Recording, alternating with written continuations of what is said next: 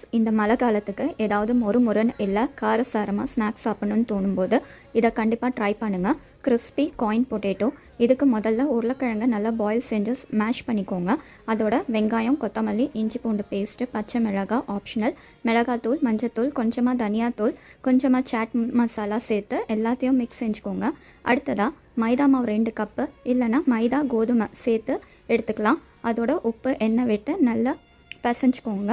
அடுத்ததாக மாவை உருட்டி அது மேலே ரெடி செஞ்சு வச்சுருக்க பொட்டேட்டோ ஃபில்லிங்கை சேர்த்துக்கோங்க. ஃபில்லிங்கோட மாவை நல்லா டைட்டாக உருட்டி சின்ன சின்ன போர்ஷன்ஸாக கட் பண்ணிக்கோங்க. இப்போது ஒவ்வொரு போர்ஷனாக எடுத்து அதை ரவுண்டு இல்லை காயின் ஷேப்புக்கு அட்ஜஸ்ட் பண்ணிக்கோங்க.